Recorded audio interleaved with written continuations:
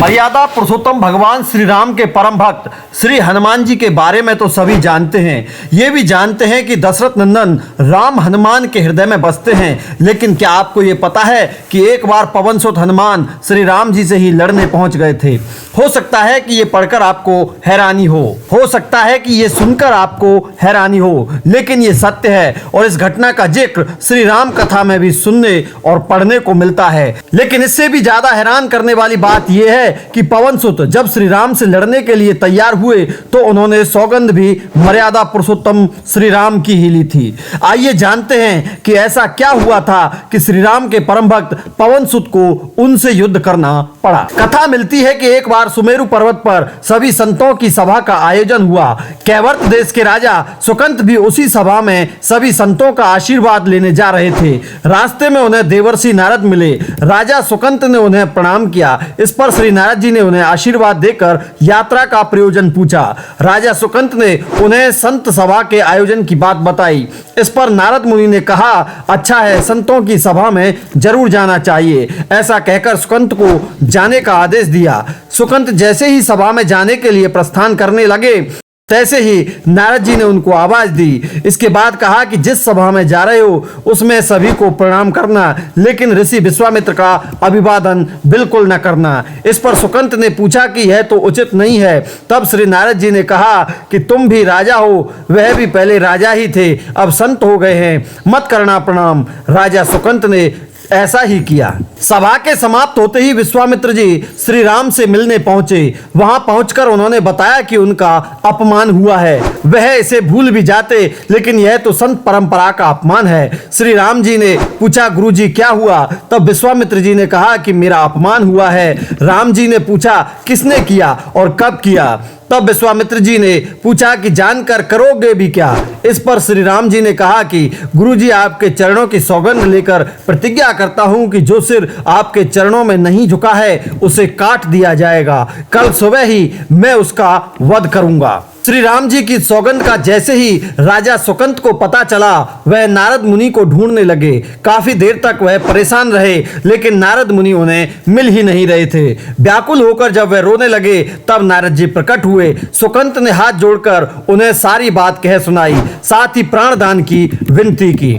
इस पर नारद जी ने उन्हें माता अंजनी की शरण में जाने की सलाह दी। यह भी कहा कि अगर उन्होंने तुम्हें बचाने का वचन दे दिया तो तुम जरूर बच जाओगे, लेकिन यह भी कहा कि वह किसी को यह नहीं बताएंगे कि नारद जी ने उनको ये सलाह दी है। राजा सुकंत के रोने की आवाज सुनकर माता अंजनी बाहर पहुंची। तब उन्होंने कहा कि माता मुझे बचा लें, अन्यथा विश्वामित्र जी मुझे मार डालेंगे। इस पर माता अंजनी ने सुकंत को उसके प्राण बचाने का वचन दिया। उन्होंने कहा कि तुम शरण में हो, तुम्हें कोई मार नहीं सकता। इसके बाद राजा सुकंत को विश्राम करने के लिए कह दिया। शाम ढले जब हनुमान जी माता अंजनी के पास पहुंचे तो उन्होंने सारी बात बताई, लेकिन सुकंत को बुलाने से पहले पवन सुत से सौगंध लेने को कहा। तब श्री हनुमान जी ने कहा कि वह श्री राम के चरणों की सौगंध लेते हैं कि वह सुकंत के प्राणों की रक्षा करेंगे।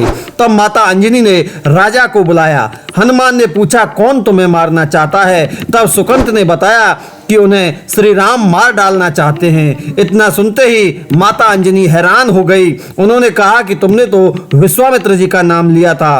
तब राजा ने कहा कि नहीं, वह तो मरवा डालना चाहते हैं, लेकिन मारेंगे तो राम ही। हनुमान जी ने राजा सुकंत को उनकी राजधानी में छोड़ा और श्री राम के दरबार में पहुंचे। वहां पहुंचकर उन्होंने राम जी से पूछा कि वह कहां जा रहे हैं। तब मर्यादा पुरुषोत्तम श्री राम ने बताया कि वह राजा सुकंत का वध करने जा रहे हैं। तब हनुमान जी ने कहा, प्रभु उसे मत मारिए। राम जी ने कहा कि वह तो अपने गुरु की सौगंध ले चुके हैं, अब पीछे नहीं हट सकते। हनुमान जी ने कहा, प्रभु मैंने उसके प्राणों की रक्षा के लिए अपने इष्ट देव यानी कि आपकी सौगंध ली है। तब श्री राम जी कहते हैं कि ठीक है, तुम अपना वचन निभाओ, मैं तो उसे मारूंगा। हनुमान जी राजा सुमंत को लेकर पर्वत पर पहुंचे और राम नाम का कीर्तन करने लगे। उधर राम जी राजा सुकंत को मारने के लिए उनकी राजधानी पहुंचे, लेकिन वह नहीं मिले तो वह उन्हें ढूंढते हुए पर्वत पर ही जा पहुंचे। वहां हनुमान जी राम मंत्र का जाप कर रहे थे। राम जी को देखते ही सुकंत डर गए। उन्होंने कहा कि अब तो राम जी उसे मार डालेंगे। वह बार बार हनुमान जी से पूछते कि बच तो जाएंगे ना हम। तब उन्होंने कहा कि राम मंत्र का जप करते रहो और निश्चिंत निश्चिंत रहो, भगवान नाम पर पूरा भरोसा रखो। लेकिन वह काफी डरे हुए थे, तो हनुमान जी ने सुकंत को राम नाम मंत्र के घेरे में बिठा दिया। इसके बाद राम नाम जपने लगे। राम जी ने राजा सुकंत को देखकर जब बाण चलाना शुरू किया तो वह राम नाम के मंत्र के आगे विफल हो जाते। राम जी हताश हो गए कि क्या करें। ये दृश्य देखकर लक्ष्मण जी को लगा कि हनुमान जी भगवान श्री राम को परेशान कर रहे हैं, तो उन्होंने स्वयं ही हनुमान जी पर बाण चला दिया। लेकिन ये क्या, उस बाण से पवन सुत के बजाय श्री राम ही मूर्छित हो गए। ये देखते ही लक्ष्मण जी दौड़ पड़े और देखते हैं कि बाण तो हनुमान जी पर चलाया था, लेकिन मूर्छित श्री राम जी कैसे हो गए। तब उन्होंने देखा कि पवन सुत के हृदय में तो श्री राम ही बसते हैं। राम जी जैसे ही होश में आए वह हनुमान जी की ओर दौड़े। उन्होंने देखा कि उनकी छाती से रक्त बह रहा है। वह हनुमान जी का दर्द देख नहीं पा रहे थे। वह बार बार उनकी छाती पर हाथ रखते और आंखें बंद कर लेते थे। पवन सुत को होश आया तो उन्होंने देखा कि श्री राम जी आंखें बंद करके हनुमान जी की छाती पर बार बार हाथ रखते हैं, फिर हनुमान जी के सिर पर हाथ फेरते हैं। तब पवन सुत ने सुकंत को पीछे से निकाला और उसे अपनी गोद में बिठा लिया। तभी राम ने फिर से हनुमान जी के माथे पर हाथ फेरा, लेकिन इस बार वहां पवन सुत की जगह राजा सुकंत थे। राम जी मुस्कुराए और हनुमान जी बोल उठे कि नाथ, अब तो आपने इनके सिर पर हाथ रख दिया है, अब तो सब कुछ आपके हाथ में है। इसकी मृत्यु और जीवन भी आप ही सुकंत के जीवन की रक्षा करें। राम जी ने हनुमान जी से कहा कि जिसे तुम अपनी गोद में बिठा लो उसके सिर पर तो मुझे हाथ रखना ही पड़ेगा, लेकिन गुरु जी को क्या जवाब देंगे। तभी हनुमान जी को विश्वामित्र जी सामने से आते दिखाई पड़े। उन्होंने राजा सुकंत से कहा कि जाओ, तब प्रणाम नहीं किया तो क्या हुआ, अब कर लो। राजा ने दौड़कर विश्वामित्र जी का अभिवादन किया। वह भी प्रसन्न हो गए और बोले, राम इसे क्षमा कर दो।